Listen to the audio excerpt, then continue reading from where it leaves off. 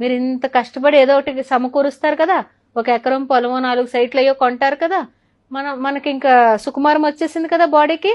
ఈ తరం చేస్తున్నారు అలాగా. కావాలంటే బయటకు వెళ్ళి అడగండి, ఏం కష్టపడతాంలో 1 ఎకరం అమ్ముకుందాం.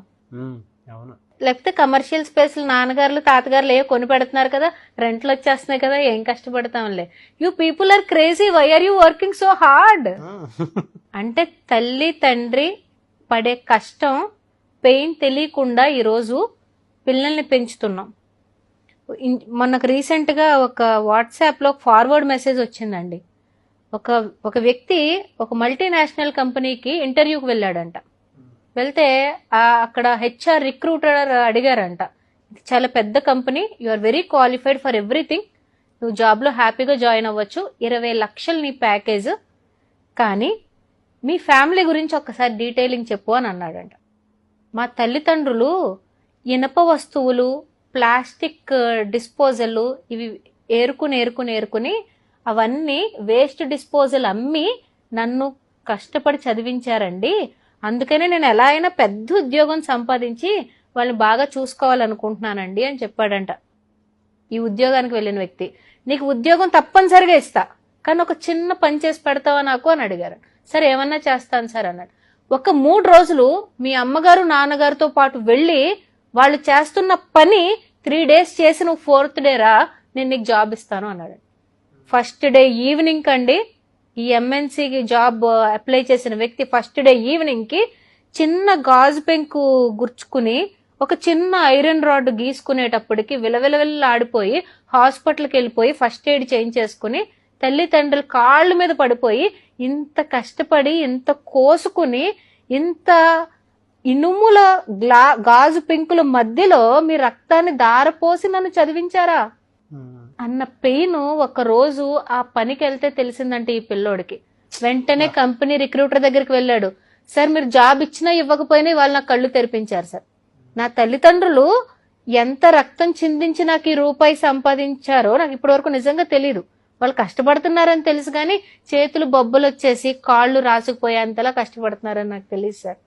ఇది సాఫ్ట్వేర్ ఎంప్లాయీస్ కూడానండి. ఏ సాఫ్ట్వేర్ జాబ్ అంటే ఏసీలో కూర్చోవడం అనుకుంటున్నారా? బుర్ర ఎట్ ద పీక్ స్ట్రెస్ లో ఉంటదండి. 4 బస్తాలు ఇసుక మోసినప్పుడు ఉన్న ఫిజికల్ కష్టం ఎలా ఉంటుందో సాఫ్ట్వేర్ లో ఒక చిన్న బగ్ ఎంటర్ అయినప్పుడు బుర్ర మీద అంత ప్రెషర్ ఉంటది. మరి ఈరోజు పిల్లలు అమ్మకి నాన్నకి ₹1,00,000 జీతం పడితే జొమాటోలో ఆర్డర్లు చేసుకుంటారా? అమెజాన్ లో కూర్చుని గేమ్స్ కొనుక్కుంటా ఉంటారా? ఈ కష్టం పిల్లలకు తెలియాలి కదండి. It is not easy. ₹1 సంపాదించడం ఏమి ఈజీ కాదు. అలాంటి కష్టాలు తెలియకుండా ఫ్యూచర్ రెడీనెస్ చేయకుండా చిన్న దెబ్బలకి ఊరికి తలుపు సందులో ఏలు పెట్టడానికే భయపడిపోతా ఉంటే రేపు పొద్దున్న ఇంత పొల్యూటెడ్ సొసైటీని ఎలా ఎదుర్కొంటారు? బిడ్డ ఎక్కడున్నా కూడా బురదలో ఉన్న తామర పువ్వులో ఉండాలని కోరుకోవాలి.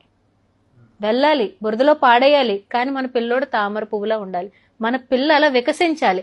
అంతేగాని అసలు బురదలోకే ఎంటర్ అవ్వకు, ఫ్రెష్ వాటర్ లో ఉండు, మినరల్ వాటర్ పోస్తాను, హిమాలయ వాటర్ తాగు అంటే where will they sustain? Future is not easy. Future is not at all easy. అమ్మేసుకుంటా తినేస్తానంటే అయిపోతుంది. 6 సంవత్సరాలు 5 సంవత్సరాలు మొత్తం అయిపోతుంది. తర్వాత దిస్. కానీ మీరు ఉన్నా లేకపోయినా మీ పిల్లల కాళ్ళ మీద నిలబడాలి అంటే teach them that life skills. పడు, లెగుస్తావు, దెబ్బ తగులుతుంది, నువ్వు నేర్చుకుంటావుగా, మళ్ళీ అటు వెళ్ళకూడదని చెప్పి. బ్యాడ్ ఫ్రెండ్షిప్ లో చేస్తాడా? చెయ్యి. చేశాక అది చెప్పాలి, మనం ఆ లెసన్ చెప్పాలి. నేను ముందర ఎందుకు ఆపలేదో తెలుసా, తర్వాత నువ్వే పాఠం నేర్చుకుంటావని ఆపలేదు. అలాంటి రోజు మీ పిల్లోడు మీ దగ్గరకు వచ్చి బాధపడి నన్ను క్షమించు నానా, నువ్వు అప్పుడు చెప్తే నేను వినలేదు నిజం అన్నప్పుడు పర్ఫెక్ట్ లైఫ్ లెసన్ వచ్చేసినట్టు. ఇలాంటివి ఏ హార్వర్డ్ యూనివర్సిటీలో ఆక్స్ఫోర్డ్ లో నేర్పించరండి. అడుగు బయట పెట్టాలి, కష్టం పడాలి, ఒకసారి కింద పడాలి, పైకి లేవాలి, తప్పేంటో తెలుసుకోవాలి.